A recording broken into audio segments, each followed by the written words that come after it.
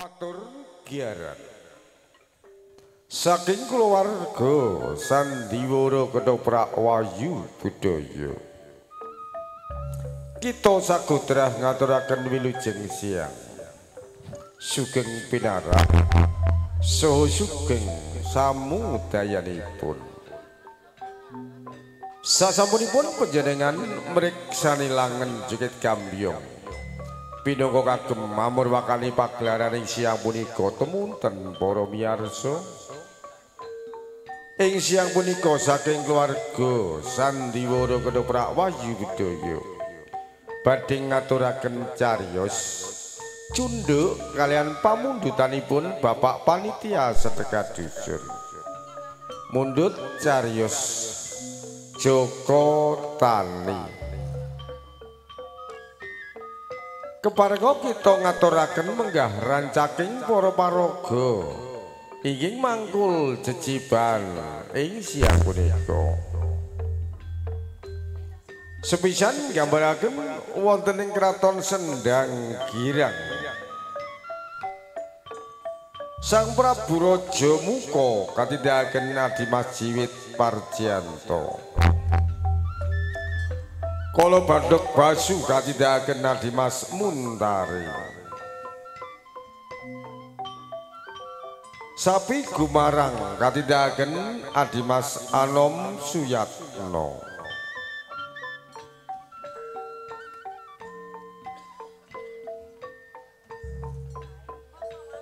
Windusari katindakaken Adik Ayu wontening Manyarsari katindakaken Adik Yuyun Susanti. Kala Gumarang katindakaken Adimas Agus Wibowo wontening Prakala ingkang dipun pangarsani Adimas Adang Purwanto. Salajengipun gambaraken wonten ing Kraton Purwacarita Sang Prabu Sangga Bono katindakaken Adimas Putut Widodo. Prameswari katindakaken Mbak Yuwati Pujastuti. Reksa Praja katindakaken Adimas Kasminto wontening Senopati katindakaken Adimas Kunarto. Betari Dewi Sri katindakaken Adik Wiwin Wulandari. Prajurit ingkang dipun pangarsani Adimas Sukir. Salajengipun gambaraken wonten ing Dusun Manding ken Raka Mas Raji Suwirya. Joko Sadono katindakaken Adimas Didik Chandra. Lanjam Suro katindakaken Adimas Deni Anggara wontening Joko Srenggono katindakaken Adimas Utik Sutresna. Sri Kuncung katindakaken Adik Ambarwati wontening Sri Gombak katindakaken Adik Listiawati. Repat utawi dagelan pinangka panglipuring penggalih panjenengan sami katindakaken Adimas Tengil, Adimas Bombet, so Adimas Nyoman wontening Emban katindakaken Adik Sri Gentek. Para miyarsa mekaten menggah rancaking para paraga ingkang mangkul jejiban ing siang punika.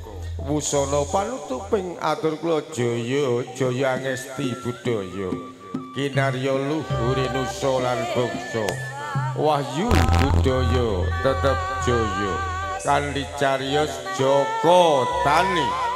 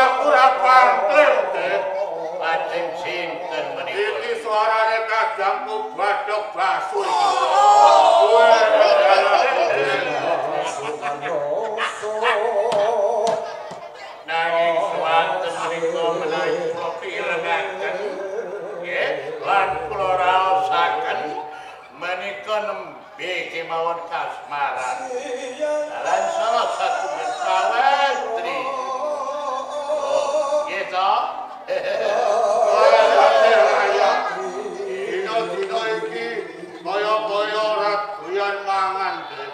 Nggih. Nek kaya priya sajake ora bisa turu. Isine kok klisikan. Nggih, boten napa-napa awit menapa ingkang ngadan sifat dogas menika sampun dewasa. Iya, Dik. Pantes lan sampun pas menawi tuwin kalegan menika sinuwun pun ngersaken mengku salah satunggalipun paweh. Heeh, Dik, iya iya.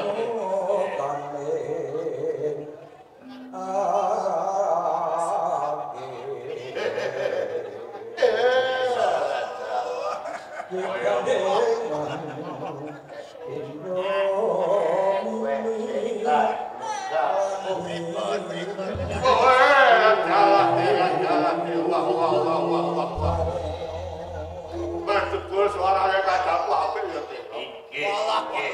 Ora ono. Ora Mas.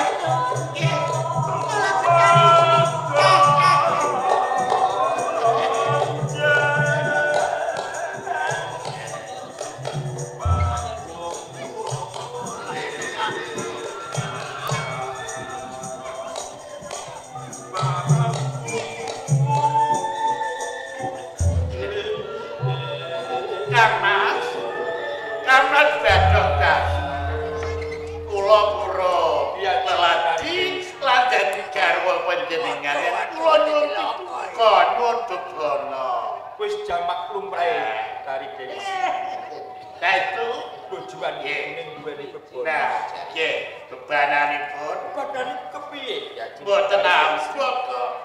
Kula nyuwun petarangan. Nggih, kaki ngendhog. Kaki ngendhog.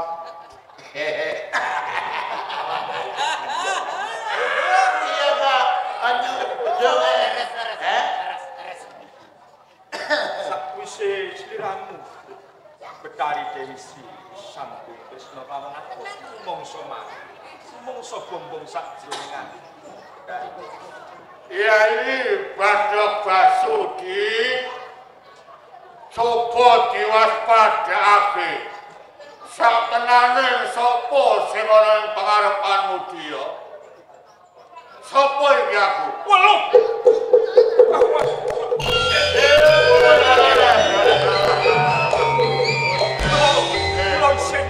Kula penjenengan Wis ora usah kowe sing boten perlu lingse. Kawula kabeh para yaksa iki padha mangerteni lamun sira iki kayuyun barang sawijining titang menungso. Mas Prabu. Ayo, sapa sing kok tresnani titang jamu menungso jenenge sapa, putri saka ngendi Sing kula tresnani mboten sanes Betari Dewi Sri Kang. Dadi kalau nyebut-nyebut Betari Sri, kowe seneng karo Betari Sri.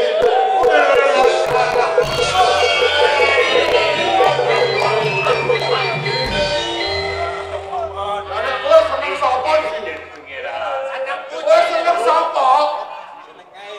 Seneng kae jare. Sing rambute kuning niku Kanjeng. Sing diperang kae rambute. Aja manas wae ya. Kowe enggal dipun lamaraken kalian Betari Dewi Sri Kang Mas Prabu. Di Badak Basuki wis aja kuwatir. Lamun kowe seneng karo Betari Sri, pun Kakang ora nandhet, ora menggap nalih perkara pun Kakang iki ngarujuki. Nggonmu seneng karo Betari Sri. Kang Mas Prabu sarujuk menawi kula garwa kalian Betari Dewi Sri. Iya, Monggo enggal dipun lamaraken medal sakmenika mapan wonten ing Purwacarita. dadi Betari Sri tumurun saka kayangan Saleh Drobawana, saengga kowe tumurun ing Artapada. Mapane ana ing Kraton Purwacarita. Wih.